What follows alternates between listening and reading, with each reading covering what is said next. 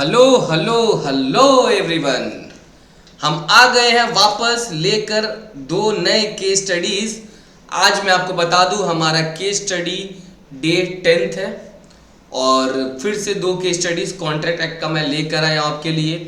अगर आपने पुराने केस स्टडीज नहीं देखे तो पहले मैं बोलूँगा उन केस स्टडीज को आप जाकर एक बार अच्छे से देख लो, उन केस स्टडीज के समरी नोट्स बना लो, क्या क्या प्रोविजंस इन्वॉल्व है वो सब समझ लो। ठीक है, ये केस स्टडीज एग्जाम्स ओरिएंटेड बहुत इंपॉर्टेंट है। एग्जाम्स में ऐसे प्रोविजंस पूछे जाते हैं। मेरा टारगेट है जब आप एग्जाम्स में बैठो बहुत कॉन्फिडेंस के साथ बैठो, लॉ का पेपर देख के आपको घबराना ही ना पड़े। तो फटाफट स्टार्ट करेंगे केस स्टडीज। उससे पहले अगर आपने अभी तक मेरे चैनल को लाइक शेयर कमेंट नहीं किया, सब्सक्राइब नहीं किया तो पहले सब्सक्राइब कर लो और अपने फ्रेंड्स के साथ भी इसको शेयर करना अगर वीडियो जरूर पसंद आए तो। ठीक है, चलो सबसे पहला आज जो है बेटा डिफाइन फ्रॉड। सर ये केस स्टडी? अरे नहीं भाई, फ्रॉड केस स्टडी नहीं है। फ्रॉड की परिभाषा केस स्टडी नहीं है, लेकिन एक सवाल पूछा जा रहा है कि क्या mere silence will amount to fraud. देखो मेरा टारगेट केस स्टडीज पढ़ाना है, लेकिन मैं चाहता हूं कि आप केस स्टडीज के चक्कर में ये भी समझ जाओ कि कोई डायरेक्ट क्वेश्चन आता है तो कैसे लिखा जाता है। ठीक है, इसलिए मैंने पर्पजली आज दो में से एक केस स्टडी ना लेकर एक डायरेक्ट क्वेश्चन लिया है। Are you getting my point? चलो तो फ्रॉड मीन्स बोला है एंड इंक्लूड, मतलब यही फ्रॉड है। ये जो 5 पॉइंट नीचे लिखे गए ना बच्चों, यही फ्रॉड है। इसके अलावा छठवीं चीज कुछ है ही नहीं। Fraud means and includes any of the following acts. Following मतलब जो नीचे 5 एक्ट दिए हैं वो पांचों फ्रॉड है।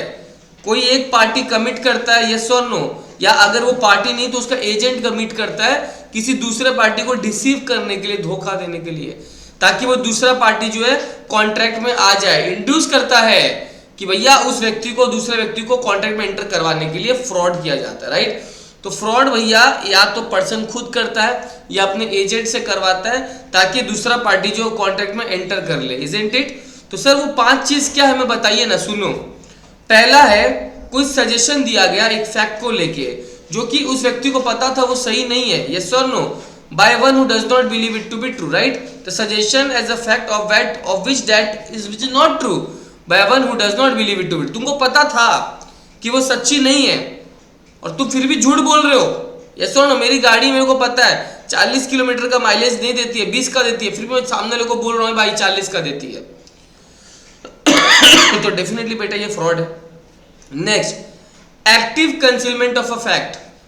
अगर आपने कोई कॉन्ट्रैक्ट में कोई इंपॉर्टेंट चीज नहीं बताया, कोई इंपॉर्टेंट चीज डिस्क्लोज नहीं किया जिसका बताना जरूरी था, उसको बोलते हैं बेटा एक्टिव कंसीलमेंट। क्या बोलते हैं? Active concealment. जैसे मान लो आप किसी को गाड़ी बेच रहे हो, सेकंड हैंड गाड़ी, तो आपको बता देना चाहिए उसके ब्रेक्स ढीले हैं, ये प्रॉब्लम है।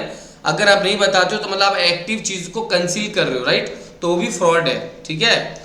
नंबर 3, एक ऐसा वादा कर रहे हो जिसको आपको निभाने का इरादा ही नहीं है कोई, राइट, वादा तो किया मगर निभाने की उम्मीदें नहीं है, इरादा नहीं है, तो वो भी फ्रॉड है बेटा, वो भी फ्रॉड है। नेक्स्ट, इसके अलावा कोई और अगर आप ऐसा एक्ट करते हो जिससे लोगों को धोखा देने का ट्राई करते हो तो वो भी फ्रॉड है।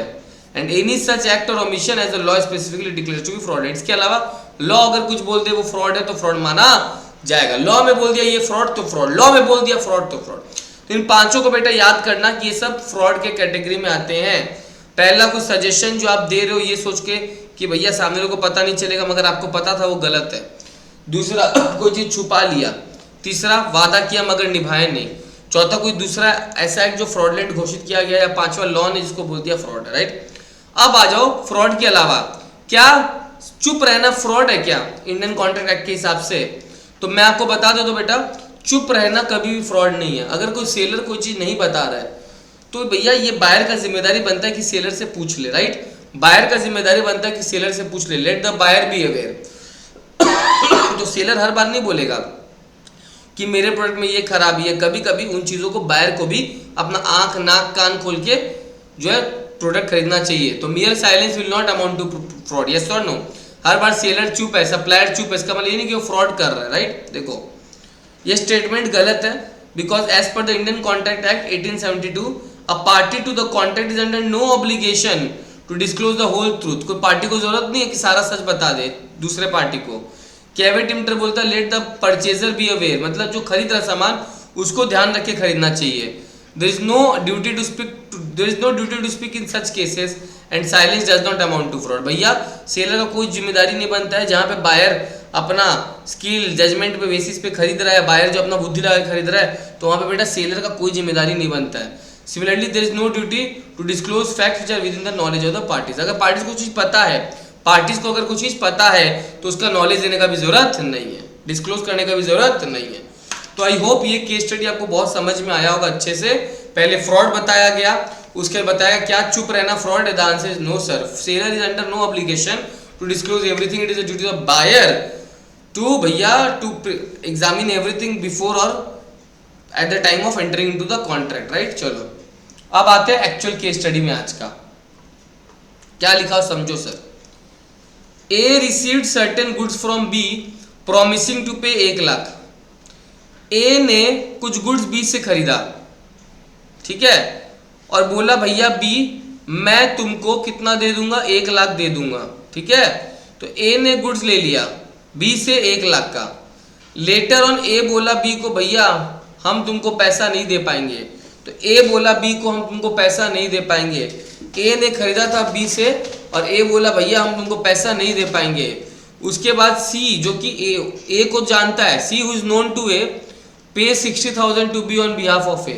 सी ने भैया क्या किया, ए के बिहाफ में बी को दे दिया 60,000 रुपया। कितना रुपया, 60,000 रुपया सी ने दे दिया। देना तो ए को चाहिए था बी को, मगर ए ने ना दे के सी को दे दिया।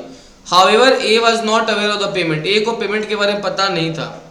Now B is intending to sue A for the amount of 1 lakh. अब बी जो है वो ए को सू करना चाहता है 1 लाख के लिए। बी ए को 1 लाख के लिए करना चाहता है, जबकि आप खुद सोचो बी को ऑलरेडी सी से 60,000 मिल चुका है, राइट। तो अब क्वेश्चन पूछा क्या बी 1 लाख के लिए सू कर सकता है क्या? द आंसर इज नो बेटा, नो। अगर मान लो कोई ऐसा पार्टी है जो पैसा देने वाला था वो दिया नहीं, मगर उसके बिहाफ में बेटा किसी थर्ड पार्टी ने दे दिया, तो जितना दे दिया उतना का मामला सेट ऑफ हो जाएगा। यानी इस केस में 1 लाख पा रहा था बी, मैं जानता हूं, लेकिन सी जो कि इंटरेस्टेड पार्टी नहीं था उसने फिर भी 60,000 पकड़ा दिया। तो अब जो है बी जो है ए को खाली 40,000 के लिए सू कर पाएगा, राइट। देखो क्या लिखा है, बहुत इंपॉर्टेंट प्रोविजंस लिखा हुआ है। As per section 41 when a promisee accept performance of the promise from a third person. Promisee मतलब मेरे एग्जांपल में बी है बेटा, क्या है बी, तो बी ने एक्सेप्ट कर लिया performance from a third person, तो वो वापस से प्रोमिसर को इन्फोर्स नहीं कर सकता, मतलब वापस से ए को इन्फोर्स नहीं कर सकता है, ठीक है। प्रोमिसी ने एक बार एक्सेप्ट कर लिया तो वापस एक्चुअल प्रोमिसर को इन्फोर्स नहीं कर सकता। That is performance by stranger accepted by the promise, ठीक है। आपने पढ़ा होगा स्ट्रेंजर टू अ कॉन्ट्रैक्ट जो है वो कॉन्ट्रैक्ट का पार्टी बन सकता है। तो भैया सी स्ट्रेंजर है, वो फिर भी एक्सेप्ट कर सकता है, कोई प्रॉब्लम नहीं है। Produces the result of the discharging the promisor. इसका पर्पस क्या था कि बी को मुक्ति दे दे, बी को क्या दे दे, मुक्ति दे दे। तो सी का पर्पस था कि बी को मुक्ति मिल जाए। Although the latter has neither authorised nor ratified the act of the third party. जबकि भैया जो यहाँ पे मेरे एग्जाम्पल में ए है, जो मेरे एग्जाम्पल में ए है, राइट, जो ए है उसने भैया ना ऑथराइज किया था सी को कि भाई तुम बी को पैसा दे देना, या ना उसने कुछ बोला था, बट फिर भी सी ने कर दिया ये काम, ये सर नो। तो फर्क नहीं पड़ता है कि भैया ए ने वाकई पावर दिया था क्या सी को, ऐसा कोई फर्क नहीं पड़ता है, सी अपनी मर्जी से दे सकता है। Therefore, in the present case, B can sue only for the balance amount, that is 40,000। B सू तो कर सकता है ए को, लेकिन कितना के लिए, 40,000 के लिए, पूरा 1 लाख के लिए नहीं कर सकता, क्योंकि बी को ऑलरेडी 60,000 मिल चुका है, राइट, सी से। तो बी सू तो कर सकता है, मगर खाली और खाली कितना के लिए सर, 40,000 के लिए, ना कि 1 लाख के लिए, ठीक है। तो इसीलिए आपको समझना चाहिए, सब केस स्टडीज बहुत इंपॉर्टेंट है बच्चा लोग। अगर ये केस स्टडीज आप अच्छा से पढ़ते हो ना, एग्जाम्स में आराम से लिख पाओगे। बस ध्यान रखो कोई केस स्टडी लेंदी हो सकता है, कोई छोटा हो सकता है, तो उसको लेके टेंशन मत लो कि सर मैंने ये नहीं किया वो नहीं किया। बट मैंने बोला कि 3 पैराग्राफ में आंसर लिखा करो, पहले प्रोविजंस बताया करो, फिर फैक्ट्स बता दिया करो, फिर कंक्लूजन बता दिया करो। सो सॉरी, ठीक है। चलो इसी तरह अपने मिलेंगे वापस से नेक्स्ट वीडियो के साथ बहुत जल्द। तब तक आप अच्छे से पढ़ो। कोई डाउट तो मैंने पहले बोला है, मेरे Instagram channel, YouTube channel, Telegram channel पे सब जगह मेरा नंबर दिया हुआ है। आप चाहो तो कभी भी कांटेक्ट कर सकते हो, ठीक है। इसके अलावा इन सब का पीडीएफ जो वो डेली मेरे ऐप पे अपलोड हो रहा है, तो आप ऐप से पीडीएफ डाउनलोड करके वहां से पढ़ना स्टार्ट करो, रेदर लर्न करो। खाली पढ़ने से नहीं होगा, ठीक है, लर्न करो, लर्न जितना अच्छा से करोगे ना बेटा तो कंसेप्ट उतना बना हुआ रहेगा, तो इसीलिए मैं बोलूँ लर्न करो। चलो good night, good afternoon, good morning, जो वीडियो जैसे भी देखेगा अच्छे से पढ़ो सब, चलो बाय बाय।